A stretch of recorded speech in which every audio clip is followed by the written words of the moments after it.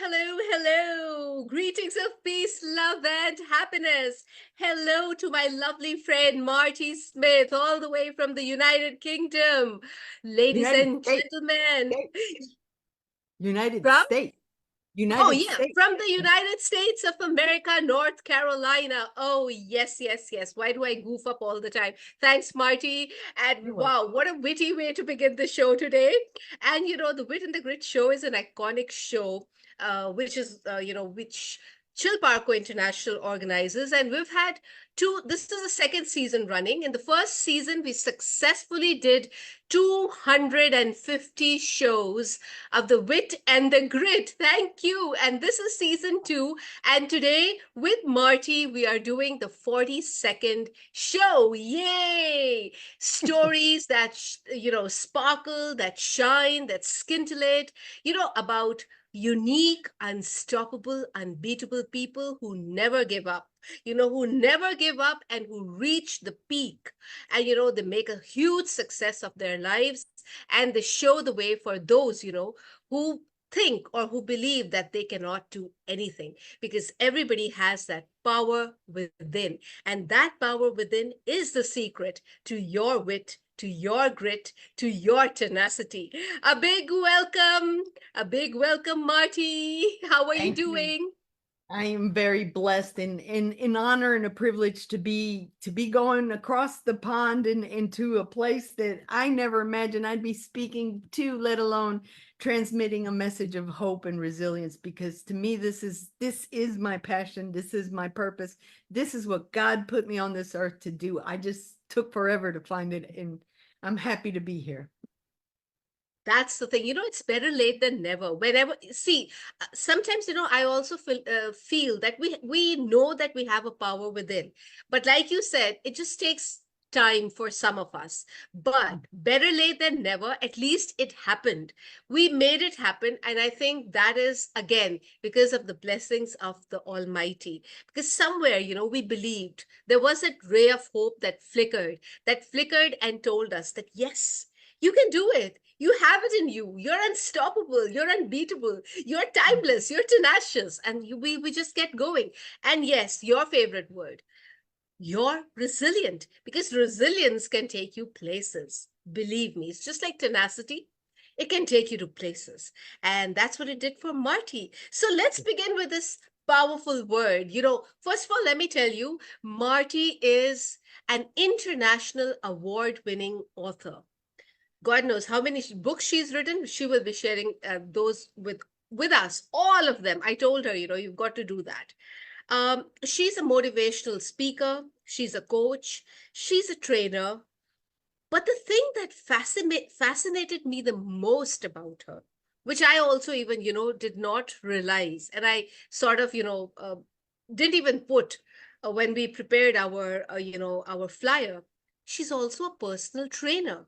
And that too, after going through 27, did I get it right? 26 surgeries, and I was in a wheelchair. So my leg, 26 surgeries in a wheelchair. Wow. my muscles First of had all, atrophied to the point that I couldn't keep myself standing for more than 15 minutes. So I was going to be wheelchair bound for the rest of my life until, by the grace of God, a doctor said, you have reflex sympathetic dystrophy. And I looked at him like he was naming me all kinds of names. I didn't know what he was talking yeah, about. it happens. It happens. And he said, you have a choice. We can put you in a coma. And I was like, no. No. And or we can install a spine stimulator, but you have to be tested first. And they had to do all kinds of psychological evaluations, because I guess some people say they can take it, and then when they're installed, they decide that it's not for them. And you can't just pull this. This is a wire that's fed through your vertebral column, and it's sending signals to your brain stem saying your pain's gone away. Before I had this stimulator, I felt like someone was putting hot glass, knives, just burning me. I couldn't even put a sheet over my leg because it was so sensitive. And it started on my right side, and then it moved all to my whole right side of my body, and then to the left. And that's when the stimulator was placed in And me. how old were you then? How old were you then? I was in my 1995. I don't have a Oh, 1995 is when the spine stimulator was implanted. So it's been a while. yeah. And I have to, and this is where I know God gave me a sense of humor, because I have to charge myself once a month like you phone. I put a Mhm, transmitter around my belly, and the spine stimulator is installed inside my body, and it mhm, charges. And that sends a signal. It turns on and off automatically during the day. And it's mhm. kind of like my dosage of pain control. But because I was able to overcome all that sensitivity, because it's my short, my autonomic nervous system had a short circuit. So it was like all the time. And it was driving me insane. I mean, I became very severely depressed. Had a psychologist and then a psychiatrist. I mean, it was bad. It was, and taking like 14 different pills daily. Oh my And God, it's like you're having for your meals, you're popping pills in your inside your mouth. exactly. And they weren't doing any good, yet they were very toxic to my liver and everything else, because they were like, some of them were narcotics, and the doctor would be like, you should be a zombie on the floor. Why are you, you're very resistant? And I'm like, thank God, because I didn't feel, I know I couldn't focus, and somehow or another the pain was the only thing I could think of, but Mhm. deep down inside I knew I wasn't a zombie. I was trying to fight it, and like I know somewhere out there a solution. And when this got installed, it was my saving grace. It was like, Wow. wow. And I started moving, but this was in 95 that I got the spine stimulator. It wasn't until the before the pandemic that I became the personal trainer, because I lost 70 pounds and 70 inches. And it was like Wow. my body What an amazing transformation. my Ooh la body la. said, okay, you got your body under control. But then I started taking all these empowering courses and self-help instruction, because I didn't want to be watching TV during the pandemic. I just started like in educating my mind, my body, and my soul. Okay. And Yeah. because of that, I said, okay, I got my body under control. Now I was feeling confident. So now I'm going to go and think about my mind. I started hearing about all this limiting belief and all this and that. And I said, I don't worry about nothing. The ego wanting to take over and say, there's nothing wrong with you. What you happened is because of this, and this, blaming the world, not blaming my inability to see my blessings, because So that's what there were happened. moments when you felt like, why is this happening to me? And Oh, I was you felt like a cursing. victim.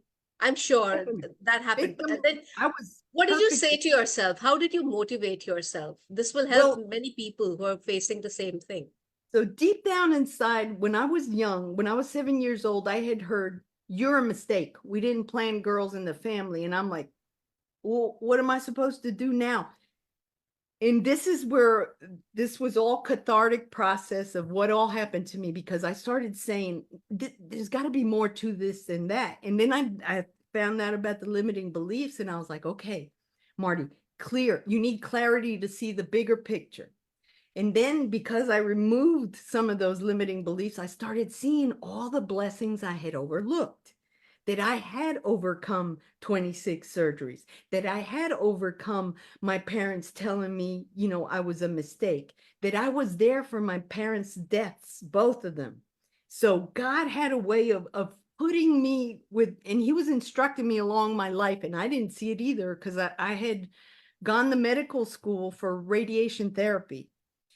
This was way after graduating high school, because I had been injured. So I was going to find a way to, and I love taking care of people. I was very service oriented. I said, I'm going to do this. So I went to school. I graduated from the medical university, but those cancer patients taught me about living, about appreciating life. I would see those children, they're like, all I want to remember is a smile, and all I see is my parents cry. And I was like, wow, that impacted me immensely. But that deposited that seed of, one day you're going to use this. And all that training for cancer, my mom ended up having dementia and cancer, and my dad had Alzheimer's. So all that medical training had given me that desire to help other people. If I couldn't help my family, at least I was learning how to help others. but I didn't know that I was gathering all the strength and all the grace to take care of my own parents. And because I did that, because I came back and rescued them in my book, they were So getting they ready. blessed you. Dad with the Alzheimer had made a lot of bad decisions at the end of his life. He was an electrical engineer. He was retired. He was working major jobs, but he had an element of persecution. Why? Because in South America, I'm originally from Colombia, South America, and Mhm. he witnessed my grand uncle getting assassinated, who was running for president. That was a Oh, hush in the family. We never knew about that. Or I never oh, knew about it. They tried to oh. protect me, but Dad moved so many times, and all I thought was he loves moving, and I have to move. Yeah, at that point of time, yeah, right, Yeah, right. but I was always getting moved in the middle of the school year and going from South America to North America, all up and down the East Coast. I didn't know what language, what culture. I felt like a lost puppy, but I was always like, I'm gonna find a way. I'm gonna do something. So I've had that drive in me. I just didn't know how to Use resource. it properly, how to Yeah, use yeah, it to your fullest potential. I fluid guess to that's what it is. yeah. Yeah. And So did you until have siblings also? Did you, yes, brothers, sisters? I had an older one. He passed away with COVID, and I have a younger one who's disappeared from the face of the earth, but there's a reason for everything. I know that I'm sure. they were available when my dad passed away at the funeral, but then they disappeared because they didn't have inheritance. I told them they were welcome to inherit the debt that I had acquired, but they bye bye. So it's okay. Oh, I forgive them. When my brother passed away, I did have to come to help him get buried, and I ended up taking him and putting him where my parents are buried. So there's a way. And I'm thinking now that maybe we didn't have that family unit when I was younger. yes, yes, yes, yes. God had assigned me that mission of putting the family back together, at least Together, yes. gathering. So it did a lot of healing, and I've learned to forgive a lot of the things that happened along the way. And I'm grateful for that, because the book, when I started writing the book, I said, okay, Martie, you're going to write a novel here, a terror story. All the things Yeah. bad that happened to me. How could people are going to be horrified? And I But said, you no, didn't do that. no, on the contrary, I took all those key traumas and looked at the blessings all around. And I said, wow, I got no reason to complain. Look at all the things it Absolutely. taught me. Look at all the things that it provided for me. And then, because of the joy I felt of recognizing that I was building confidence, that I was Yeah. now loving myself, that I could love people more, and I could be more empathetic, and I could be more resilient and more compassionate. And I said, I can teach this. I've lived it. I can teach it. Whoever is willing to listen can do this. It's just a matter of changing your mindset, Mindset, yes. clarity of the big picture of what all you are, and how, where you were, where you still are, and where you want to go. And Mhm. that's what got my resilience built up to full force. I'm so grateful that I saw that, and I'm blessed that it's happening to me, because it's opened up opportunities. I feel like I'm just getting started in life. So it's So awesome. wonderful. I just love the spirit in you. You know, Thank you. this carefree, open spirit where you just give wings to your creative spontaneity, to your expressions, creative expressions, and embrace whatever life is, passing on to you in bounties, one after the other, one after the other. I think this is a wonderful way of receiving God's blessings and God's grace, because many times people cannot even receive them well. This is also something, not everyone can do it. Everyone gets a chance to embrace those blessings, but not everyone really knows how to embrace them. I think this is also something that comes from within, that comes from that strong personality, that never say die attitude, and the fact that there has to be some good. There has to be some good in whatever is happening. And saying this to yourself again and again makes the good things start happening to you. They may come a little late in life, but they Right. will come. like they've come. And Absolutely. I think I think just like that, you narrated your growing up years, your relationship with your family members, your journey, that journey where you had this disease, but you came out of this. We started with this a personal trainer bit, and you gave us so many details. Wow, I would just say this is a fantastic way to begin the show. And see, we've learned so much. I didn't even have to ask her. She gave us everything in the form of an anecdote, a beautiful, powerful, witty, gritty story. And I'm sure all of you learned a lot from it. Look at that, 26 surgeries. She's a personal trainer now. If you need that personal training, please contact her. Wow, Martie. Now I'm focusing more on giving talks about resilience and teaching. Of course, in fact, I have an academy of women, empowered women. They want me to teach, be I guess source on the of power platform to, source yeah, of powerful motivation. I think yeah, it's so important that we keep on hearing the right words, because like we say, we've talked about this many times earlier. Words are energy, and the right words can just inspire and ignite a person who thinks that he or she is just a nothing, just a nobody. And from that nobody, hearing the right word, he or she becomes a somebody, and then they become a powerful force to reckon with. Look at you now. Wow, brilliant. I mean, I you think said that, why are you even in existence? But look at you. They understood, they've started valuing you because you brought that concept of that family, the family bonding. They realized what it meant to be a part of a family. I think that's so important. Relationships, values, so in important. And speaking of that, also something that I want to point out is I might not have had the ideal family and in this, that, and the other, but I thank God that He put those little, I call them angels, along the way to teach Wow. me, What a beautiful soul you are. Wow. to teach me love and appreciation and wanting to get ahead and wanting to be driven and wanting to find the beauty in life. That was important to me. I'm an artist. I had a 4-year scholarship when I was younger in high school. It was a full-fledged scholarship, but my parents didn't want me to leave home because I was at 5 years old, I was cooking for them. And something about South America, you have a maid in a season for every reason. Okay. They had people to clean and cook and iron.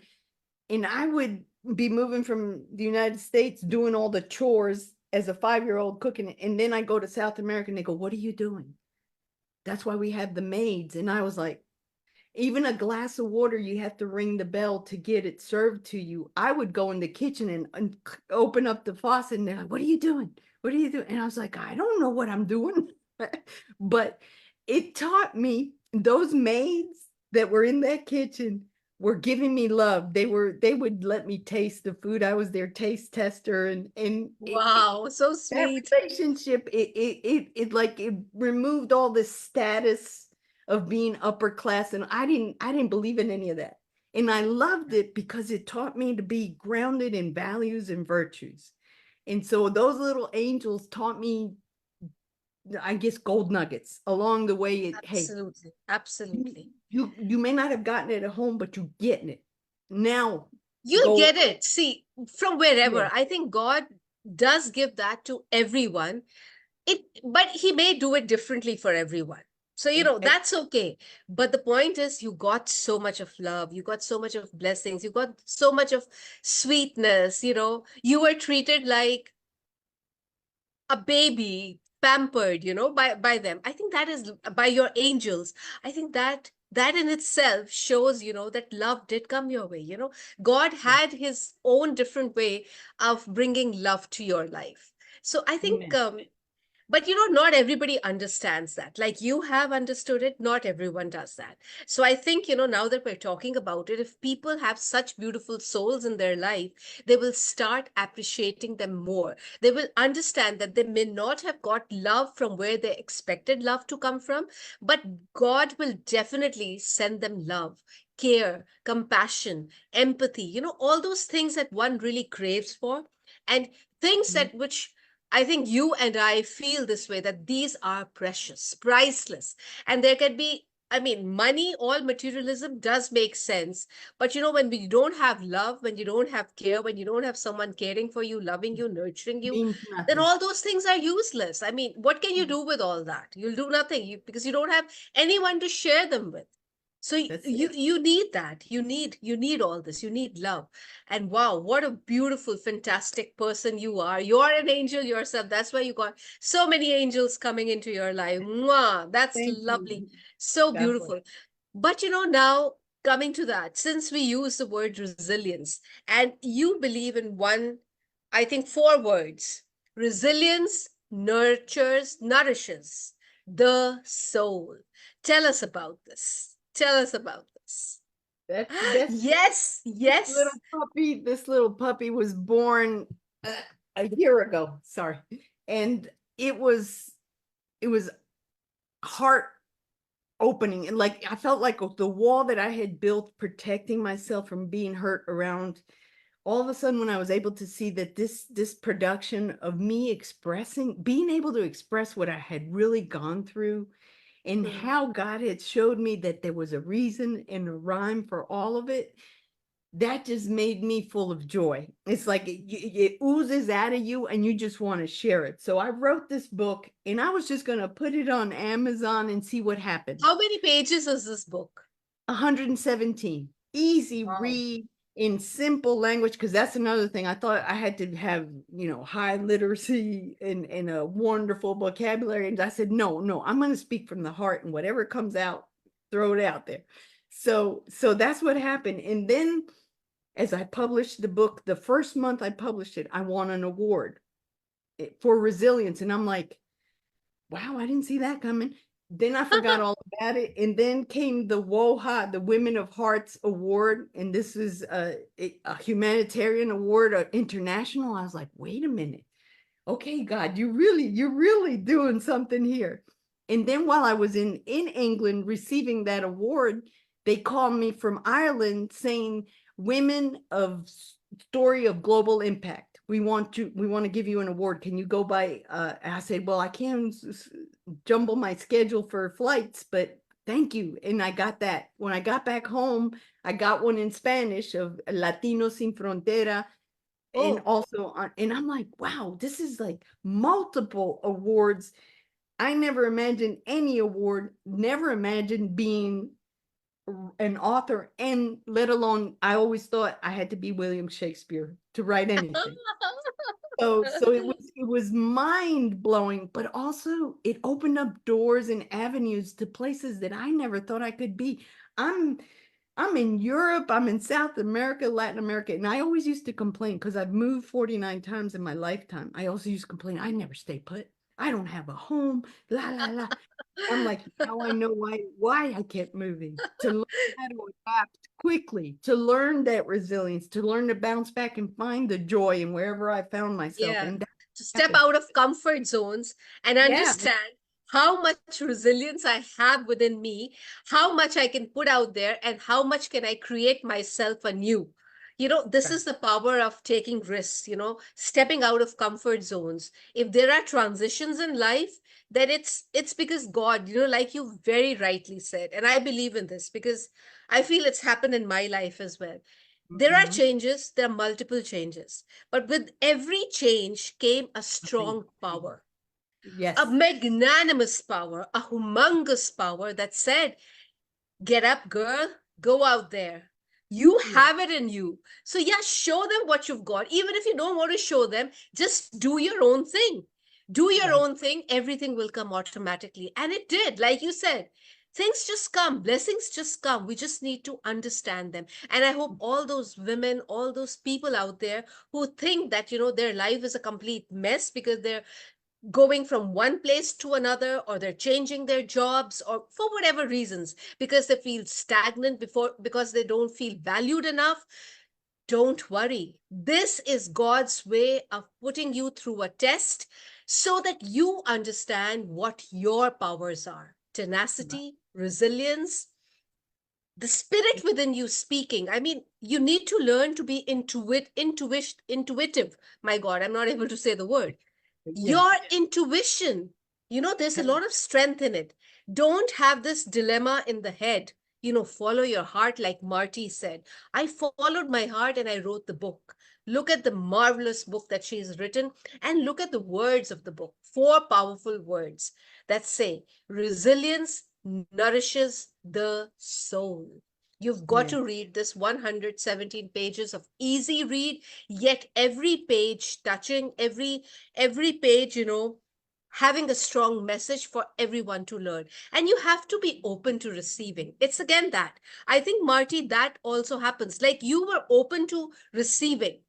I was looking. I was looking. I wasn't, I don't call it open. In the beginning, I was Okay. just looking. I'm going somewhere, somehow. Like when I heard that I think word, it begins with that. It begins with looking. And then you it, realize that you need to receive it. I yeah, think at that's the 7 way it years old, is. when you hear you're a mistake, you're like, Yeah. okay. So Yeah. that triggered in me, okay, maybe I won't prove to my parents. Maybe I Yeah. can't prove to the world, but I'm going to prove to myself I'm worth something. Now, let me Yeah. go find it. Let me go look. I joined the Air Force. I'm a Air Force veteran in the United States as well. Ooh. Ooh. And that was a major jump out of your comfort zone, which I didn't even know a comfort zone existed. So that's how rusty I was. Let's see how it got you. Let's Yes, that was see how God far moving it me got you. around. That's what Yes. we want to tell people. Don't think that if you're not staying put in one place, that you're a good for nothing. It's nothing like that. On the contrary, it opens up vistas that you don't even realize for yourself. I Mhm. feel, Marty, and I'm sure you'll agree with me, that if one stays put, one gets stagnant, and then one starts saying that, okay, I'm now in a comfort zone. I don't need to, learn You get, anything new. I don't need to change myself. yeah. I don't need to accept anything new. That happens. I've met people like that who are so rigid, who don't want to come out of their those comfort you, zones you get and their set complacent. parameters. I feel sorry for them.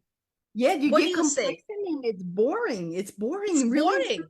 You don't find anything that inspires you or you Yes, aspire to do something greater or bigger or better or even something that might even work better for you. So better that for that's you. that's why it is Absolutely. important to take a look at you. Now we can Yeah. blame the world, and I could have easily, and I will tell you that for 60 years, I was like, my parents, it's my parents' fault. It's because I moved so many times. It's because look at my body. I'm a defect. I can't have children. I couldn't give my husband children. And I just found every reason why I wasn't. But because I was doing that, I was blinding myself from the bigger picture of every reason why I had gotten to the point that I had gotten. And when you start looking at introspection, when you start looking at yourself, you'll start focusing less on blaming everybody, and you'll start seeing and finding all those little things that we need to polish, that we need to take a look at, that we need to examine and say, maybe that was not exactly what I wanted. It's just how I Absolutely. reacted, just how I Wow. responded that affects me. And so that's what we have to learn is stop blaming the world. The world is a mess. But Mm, because everybody else has been focusing on the world instead of focusing on them, when you yeah. see it that way, you assume responsibility. At least, okay, maybe I'm going against the current and nobody else is going with me, but I feel That's good. okay. I The feel road good. not taken, I Robert feel Frost. confident. Exactly. I feel confident and I feel adventurous. And I am going to make the best of this with God's Yeah, grace and the that's the right spirit. people. Go for it. Go for it. Wow. You know what? This is so powerful. It makes me feel that I also did the right thing in life, because when once I started feeling stagnated in a particular job, I said, no, no, no, no, this is not me. This is definitely not me. And my friends would say, have you gone bonkers? Are you nuts? Are you mad? I mean, what the hell are you thinking about? I said, I don't know what I'm thinking about, but I'm just going to go ahead and do it. I don't want to blow to my self-esteem, my self-worth. I mean, Right. I feel I'm getting those blows, and I don't want to get those daggers and those blows. I want to understand what stuff I'm really made of. So I kept on Exactly. doing it like you did. I mean, I think this is what we need to teach people, that they shouldn't Mhm. be in their comfort zones. They should understand that, okay, life can be very challenging. Life wasn't easy. Life wasn't No. easy for you. It wasn't easy for me. Because once you step out of a kind of a norm that has been set by society, they'll think that why there must be something wrong with this girl or this lady or this person. I mean, she's doing something which is so contradictory to what everyone does. But then, we weren't made to do the same thing. We No, were made to do something, and actually leaving footprints on the sand of time is very cliched. I would say that we needed to set legacy. a trend. We needed to set a trend. We needed to make people understand that there is more in life, that life is beautiful. Life can teach you so much, and you have so much power within you that you don't even understand it because you're stagnant. You have Yeah, allowed yourself to go stagnant. that's it. And Wow. it don't when you don't see, when you don't look in you, you don't see any hope. You just like, well, that's life. You accept everything. You don't question. That was something That's that it. I also was That's very, it. very young age. I questioned everything. But Oh, I did it too. oh, I guess it's I okay. was rebellious as all get out, but I wanted to Oh, yeah, rebellious, yes. but it was a good Wait, rebellion. do you remember anything super rebellious that you did? Joining the Air Force, that was super rebellious. I did Yeah. it without my parents' permission. Ah, that makes it even better. And I Wow. never dated till I was 19 years old, right before I went to the Air Force. And the guy I went with, I was my older brother was the one that was the chaperone in charge of us being. I had to drive my drunk brother and the guy I went with home. So I was like, this isn't for me. I don't even want this. I want to be on my own. I wanted freedom to choose. I wanted independence. I wanted everything I wasn't getting. And then one day through high school, the recruiters come around and they try to sign you up for the service. And I was like, ooh, ooh, I like the Marines uniform. I thought I was going more for the fashion statement. I was like, oh, that uniform is pretty. But then I saw a woman that was in charge, and I was like, oh, I'm scared. No, I don't want. I said, but I like flying. So I went with the Air Force. And Mm. I said, what do you got to do to sign up? And they said, well, you must be 18 years of age. And I said, oh, I got it. I'm 19. Because I got left back in kindergarten. I got left back in kindergarten because I didn't know my own native tongue, that's another comedy Oh, there. But oh, I said, okay. So I signed the contract and they said, you will leave. This was like right before I graduated high school. I said, you will leave next year in January. And this was around June. So I was like, okay, I did this. Now I'm like, uh-oh, I got to tell my parents I'm leaving. And that was the part that I was like, now I'm in trouble. That was rebellion so because how did they react? How did they take whoa, it? I told them, they said, we're moving. We're moving. You are not going. I said, oh, no, you break it. And this is where I became an attorney for myself. I said, no, that's a federal offense and you're going to go to jail and I'm going to be AWOL and I'm going to jail. And that's not good. I am going. And they said, we're moving. And we moved. We moved from New York to Florida. This is one of the angels that appeared in my life. One of a friend of mine in New York, she says, if you go in the Air Force, I will pay for your ticket to fly back from Florida. Wow. And you can pay me when you start making money. I was like, How sweet. they, Surely an angel. yes. An And so angel in she did that. disguise. I An bought angel in disguise. Yeah, yeah, yeah. I had the ticket and I put it in the trunk of the car because I didn't want my parents to find it. And then I got enough guts to tell them that I was going. I'm going. But while all that was happening, we had moved to Florida. My dad wanted me to marry this guy that worked with him. He was rich. He lived next to Burt Reynolds in Florida, Jupiter Beach. And I'm like, "Ah, it's all about Wow. me."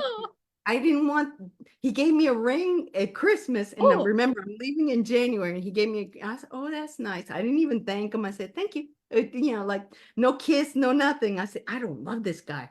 And dad's making me marry him. I can't handle this. I'm going in the Air Force. I kept going. The Air Force, that's what kept me going. It's like, so one way, shape, or form, I'm going.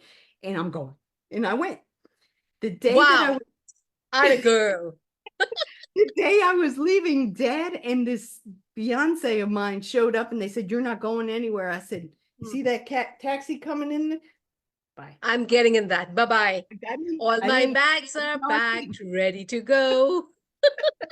And I went. So that was probably the most rebellious I've ever been. That is, Wow, I love the story. I love the story. But then afterwards, once you were there and you joined and everything, what did they say then when you met them? oh, no, they didn't. They still hated. They said, "How could you do that?" They told my grandmother that I was a stewardess in the Air Force. And I was actually a mechanic, but it was a clean mechanic because all the cabin pressurization, liquid oxygen, the mask that the pilots wear, it's all the clean little valves and everything. I used to sit in the airplane and play, with my toolkit and everything. I loved the job. And the base commander gave me commendations, but then he left. He got transferred, and the new guy was nothing but a male chauvinist. He didn't want Oh, women on the flight line. I don't know why people have this mentality, this male I don't know. He chauvinism. was he was It still intimidated that exists. The sad yeah, part is it still exists.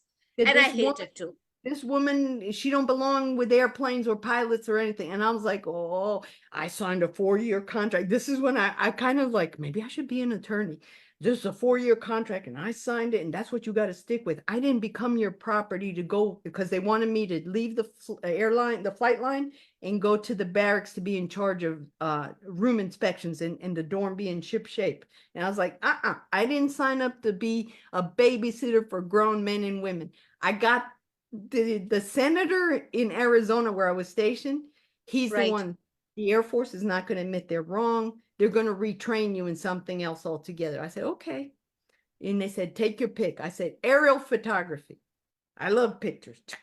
Okay. They said, all right, you can Lovely. do that. And they said, but you got to go back to what you were doing because it's not available for 6 months. And I said, back to what I was doing back on the flight line. They said, no, back to babysitting the I said, Uh-uh.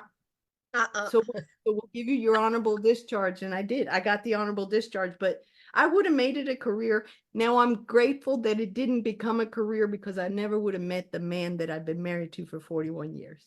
And Wow. that's God's grace too, because I always thought, How did he come along? Now tell us about the story.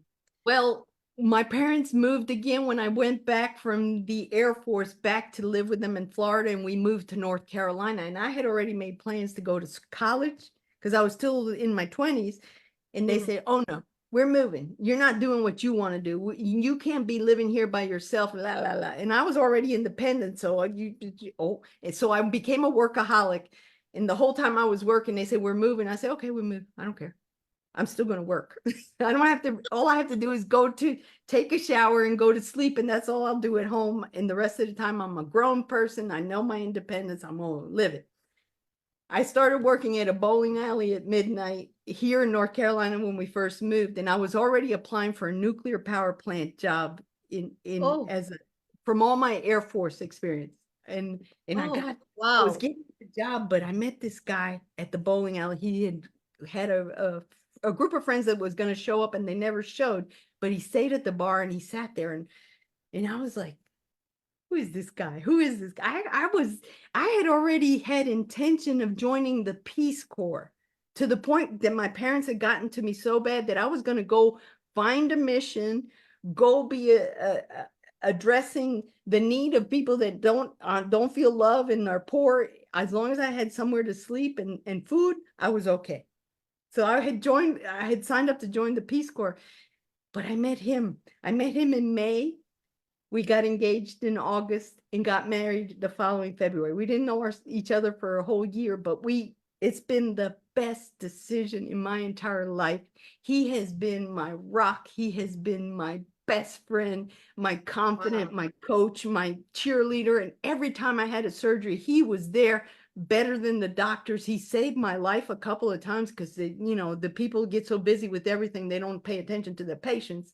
But I am so Yeah. grateful that he has been in my life. And because of him, I decided to take on this weight change and everything else. And I was like, he's been helping me the whole time, and I haven't appreciated it. I thought I had really doomed myself in a way because I thought, I'm not giving him children.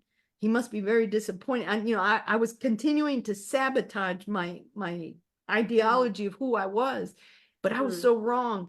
And God, this is where God came into the picture too, because when I got up out of the wheelchair or whatever, walking on my own, I became a Sunday school teacher, a catechist. And for Oh, 30 years, I taught children all the way from little kids all the way to grown teenagers. And wow. those children have kept up with me more than had my own children to keep up with. So it's just awesome how God works in mysterious ways, in 1,000 different Yes, ways, yes, that's the thing. God works in mysterious ways. and brings you those charges to keep you Yeah. going if you You just really got pay to have attention. that trust. Yes, you Trust. pay Just attention have and that trust, flow with it, and then grow with it. And yes. blessings will keep on coming. And wow, what magnificence. I mean, wow. I mean, this was so amazing. But yes, before we say bye, one or two questions more. One question is that, uh, for making yourself resilient, what is required? Can you give some tips to those people who need more of resilience so that they find their purpose in life? Okay, something that helped me immensely because I didn't know that Yeah, I was even processing yeah. resilience or the word, or to me, it was just another word in the dictionary. It sounded fancy and I wanted to know what it was. But I did something during the pandemic that helped me get a better perspective. So I started writing a list. And this was suggested by one of my mentors to make a list. Make a list Okay. of all the things you've achieved, whether they were good or you weren't comfortable with how they turned out, whatever. Just make a list. And so I started listing my medical, I was a GPA 4, almost 4.0. I was a straight A student from kindergarten all the way, even though I moved so many times. I was bilingual, trilingual, because I took French in high school. So I was like, okay, these are all my Oh, blessings. so you know French, Spanish, and English. And I understand Italian and Portuguese. So yeah. Okay, Italian. All the Say Roman, dolce. Say the dolce. dolce, sweet, dolce, Cute. dolce vita, Yes. the sweet life. But Yeah. but all those things I started saying, wow, why didn't I notice all this before? So I had my pros and my cons. So my cons is like 26 surgeries, move 29, no friendship, no stable home, no, and it was like this little bit and that huge list of things. I was like, Marty, you've been looking at this all wrong. Forget all the stuff that taught you lessons. What lessons did you achieve from all that? So that's what we need to look is take a look at where we stand right now, list Absolutely. all your blessings, Hmm. and those things that you consider a curse or just you went against the wall and you didn't know which way to turn, those are lessons and opportunities to learn. And if you're still standing there counting your blessings and your curses, you must have overcome it. You must have gone past it. You must have had something push you through. So that's when I got it, my faith, my mind, my body, and my soul were all working together for the same purpose of feeling freedom to choose, feeling the joy to live life to the fullest, finding the beauty in all the adversity that exists in the world. And I was like, I got nothing to complain. I have been super blessed. And now it's my job to pay it forward to the world, to share it worldwide. Wow. Salute. Wow, wow, wow. Yeah, even I'm having these tears. I mean, my eyes are uh yeah, it's very Watering. touching, but at the same time it's very powerful. And I hope, some people out there, some lovely souls out there who are still trying to understand why they are the way they are, they will, understand. uh it'll affect whatever you said, it'll affect them positively, and they'll try to, make shifts in their lives, try to build up on their resilience, try to believe that there is something good that's on its way. They just need to keep on moving ahead, somehow manage to, find something to do, keep on doing something, believing in oneself, trusting, and building up on their resilience day by day till they actually That's get it. there. And they will definitely get there. It might take a little longer, but then patience, Always, Yes. always It's brings it. in its wake a huge reward. Like Marty has got so many rewards. She has about 8 to 10 books. Two are going to be published this year. Goodness, she is doing an amazing, amazing, amazing. But Marty, let's end. Do you sing? Uh, yeah, on my own. Okay, so let's end with a song that you love humming and singing and that brings a smile to your face. I'm unstoppable. I am unstoppable. And I do believe that God, God is so wonderful because life is simple. We just Yeah. complicate the We hell out complicate of it. it. Yeah, we do it. And We do we're it. too worried about how the rest of the world looks at us instead of taking a look at ourselves. And that was my shift. That was my shift when I started looking at myself, because at one point in time I thought, ooh, if you look at yourself, you'll think you're arrogant. You know, that negative idea of loving yourself is so misconstrued with all of us. And I think if we teach it Couldn't agree with you more. at a Beautiful. Yeah, yeah, child's absolutely. age in kindergarten, if we start teaching self-love in kindergarten, people will do what they came to do in this world with the unique talents, their unique treasures, and they will conquer freedom, and we will have a harmonious life because we all want the same things. I don't know why people fight over anything if they're still Yeah. not getting, if we're still not getting what we want. We I want don't to know be why they heard. fight. I don't know We why want they to have be to be blaming, seeking validation, exactly. judgments. We want to be heard. We want to be acknowledged that we exist, but we want to be recognized for who we are, Are.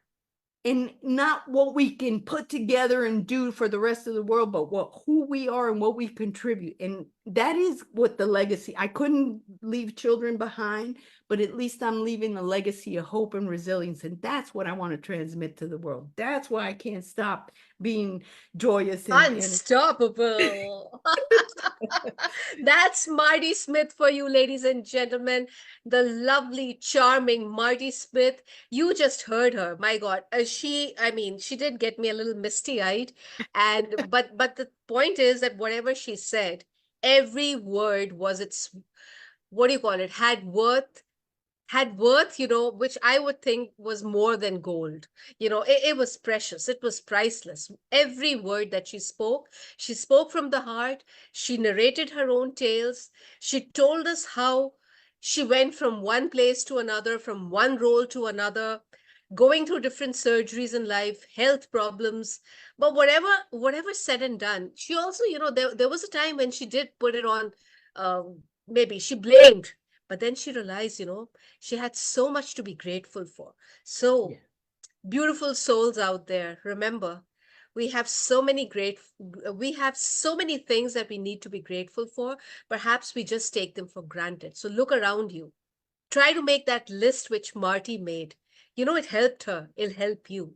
These are small things to make our lives better for ourselves, because at times we only make life difficult. Like Marty said, life is beautiful, life is simple, but we complicate it. We.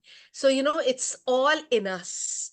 Mhm. Everything is in us. We can make our lives, we can break our lives, but let's try to make our lives, and let's try to help people that we meet on this beautiful journey of life. Let's also put a smile on their face. Let's also spread positivity. Let's also spread sanguinity. Let's enhance everyone's self worth, because each and every one has that powerful quality within them that makes them so unique, like Marty, so unstoppable, like Marty, so unbeatable, like Marty, timelessly tenacious and resilient.